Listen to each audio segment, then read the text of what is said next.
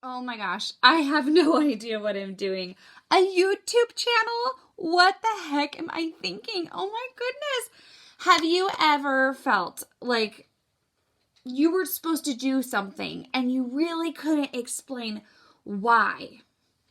For the last 6 months, maybe a year, maybe even longer than that, I have felt really compelled to start a YouTube channel. Sometimes God calls us to do wacky things that make no sense to us whatsoever because he has some crazy plan of how to bring to fruition this amazing thing that he wants to do in your life, and you just don't even know about it yet.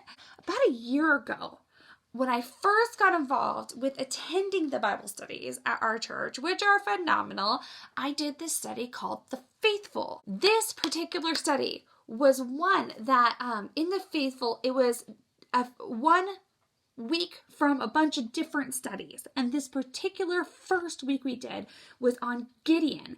And man, it's just a freaking incredible story. I have learned some of the most incredible lessons from this study on Gideon that I think I might have learned in years and years and years and years and years. Okay, so one of the things about Gideon was that he was super afraid. He was really fearful. Him and the Israelites had been consistently attacked year after year after year, fighting the same battle over and over and over by this group called the Midianites, who were coming in and they were stealing their crops and they were destroying things. And it was just, they were consistently one step forward, 5 steps back, one step forward, 5 steps back. And so Gideon, he finds himself doing his job faithfully, but he's doing it in just not the right way. It just sucked. So anyway, okay, so God built this army of 32,000 men. But the Midianites had 157,000. I would say they were still outnumbered. And God appears to him and calls him a valiant warrior. He's like, excuse me, I'm hiding right now from the Midianites. I don't think I'm a valiant warrior, God. But God knew the purpose and plan that Gideon was created for. God wasn't looking at his past, and he certainly wasn't looking at Gideon's insecurities. He was looking at this big goal. Hey, Gideon, I'm going to use you to defeat the Midianites. And so God said, you know what? With 32,000 men, you just might try to take credit. So I'm going to whittle down your army. And so the Lord whittled down his army of 32,000 to only 300.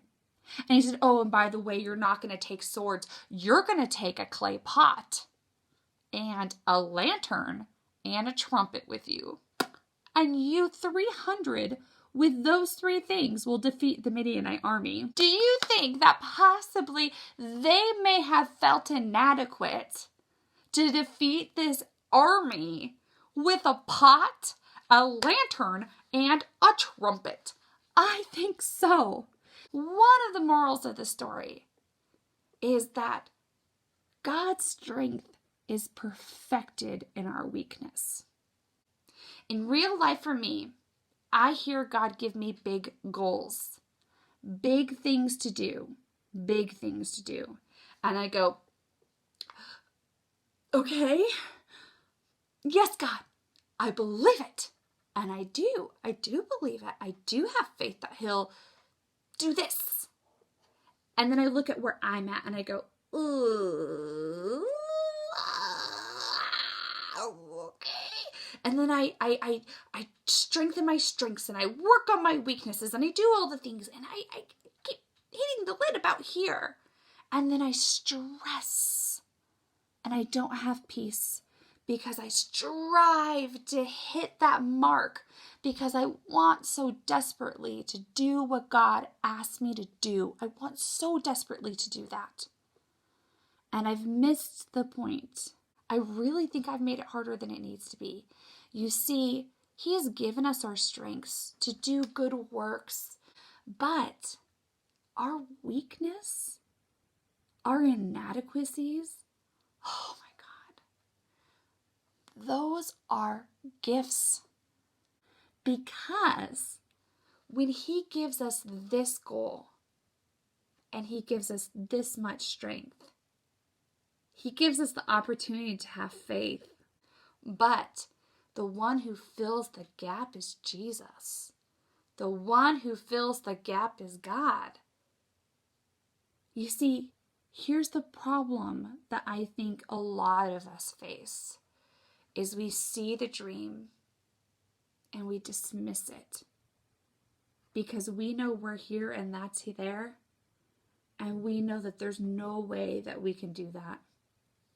And we just think, I must have been wrong. And we settle and we dismiss it. We have dream jobs. We have dreams of being debt free. We have dreams of traveling with our spouse, or raising our kids a certain way, or being able to be generous in the world. And we think we can't accomplish those things. And the truth of the matter is, we can't. We can't in our strength. But what happens is, in this disparity, what Priscilla Shirer calls God margin, that this is where we are, this is what God wants for us, this is what He has for us, this is the plan, that when we accept this plan as truth, as promise, as reality, as our future, we can allow God a platform to stand on so that we experience the miracle. Don't you see how awesome that is? That is so freaking awesome that we can be totally inadequate. And yet, if we will listen and accept the big, amazing, crazy goal or mission that He has for us, and then we faithfully step forward and start a YouTube channel when we have no idea what we're doing, then we get to see what awesome ways that God is going to show up in the process. Oh my goodness. Because to me, right now, I'm like, I don't know how you use a YouTube channel. I mean, for real, that sounds a whole lot like a clay pot or a lantern or a trumpet to me. And yet, if we live in anticipation for the excitement of how God is going to show up in all the crazy things He asks us to do, man, isn't life just going to be so much more fun?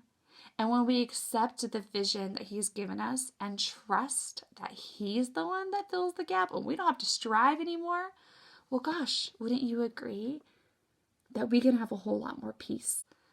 This is so cool.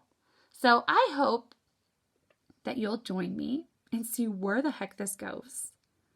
I hope that right now you'll spend a moment and pray and listen and accept the vision God gave you. Don't dismiss it because you're not capable. Accept it because you aren't, and He is. So I hope you enjoy this, and let's see where this goes. It'll be interesting. Talk to you later.